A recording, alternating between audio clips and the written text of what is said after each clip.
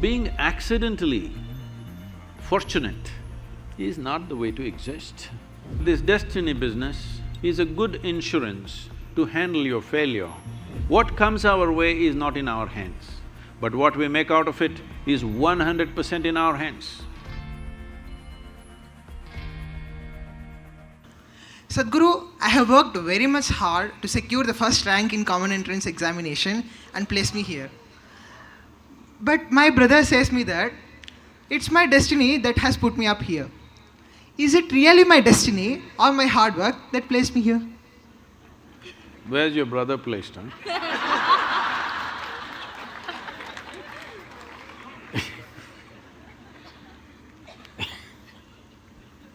See, what people are generally calling as destiny is essentially what they end up creating unconsciously. When I say unconsciously,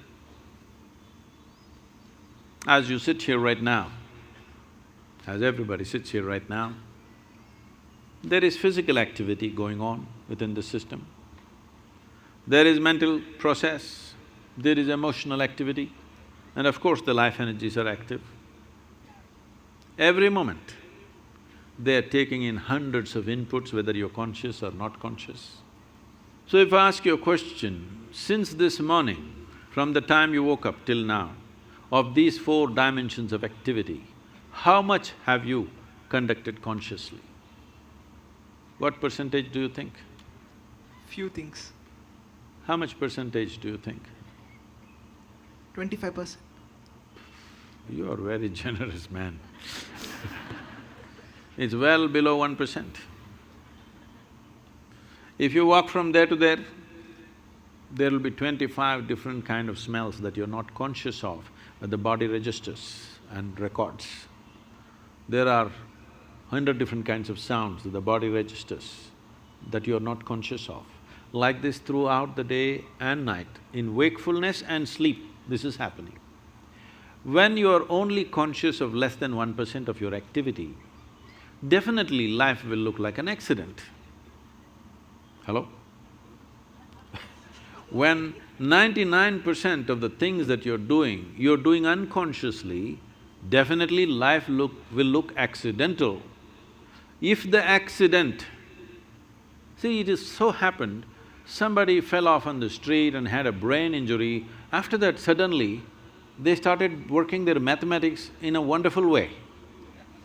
But that was only one.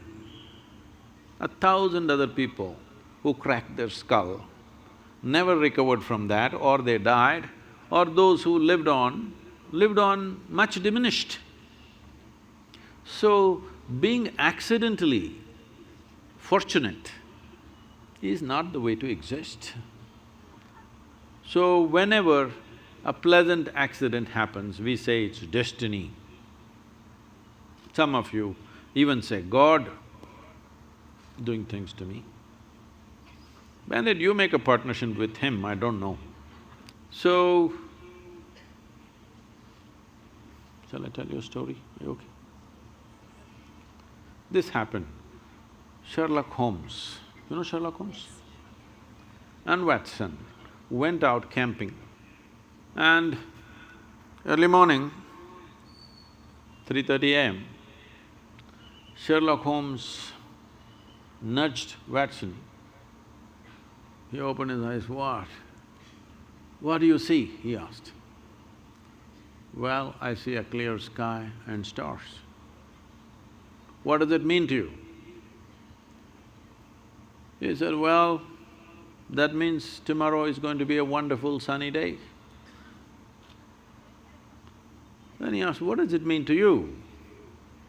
He said, "It means someone has stolen our tent."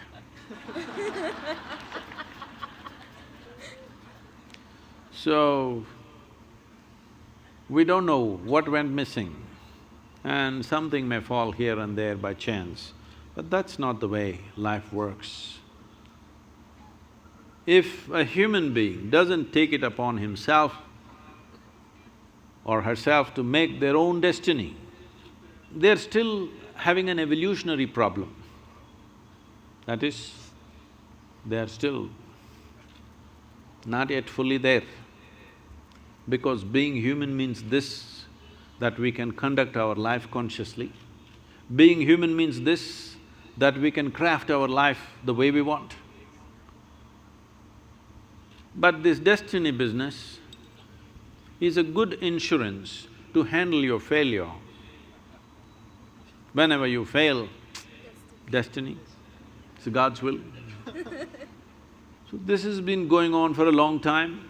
This is not the fundamental nature of this culture.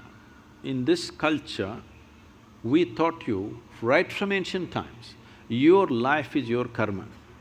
Did we tell you or no? Nobody told you there is a God up there who will do things to you. We always told you, your life is your karma. This means your life is your making. No interstellar influence on you, it's you. Whatever, there are a million impacts on us, but what we make out of it is still us, isn't it? What is thrown at us is not in our hands. What comes our way is not in our hands, but what we make out of it is 100% in our hands. I must tell you this.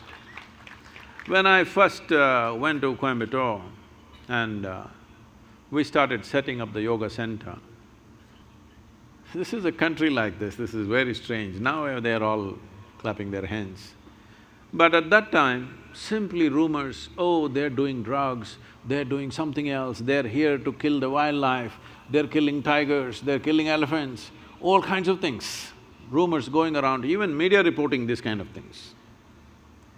Then 100 prominent people in the town meet and then they say, this yoga is spreading like a disease. These are the words. We have to do something.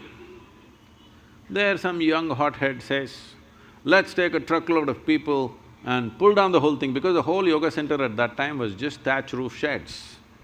So they decided they want to come there and pull down the whole thing and be finished. Today, it is among the most prominent places in the country, okay?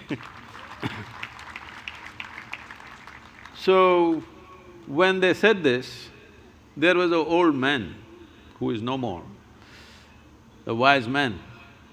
He said, see, you don't know who you're dealing with. I know this man. If you throw stones at him, he will build something out of those stones. Don't throw stones at this man. So, what comes at you, you cannot decide, but what you make out of it is your thing, isn't it? This is where your dint is. This is where you are to prove who you are, because you can't decide what comes at you, but you can definitely decide what you make out of whatever comes at you.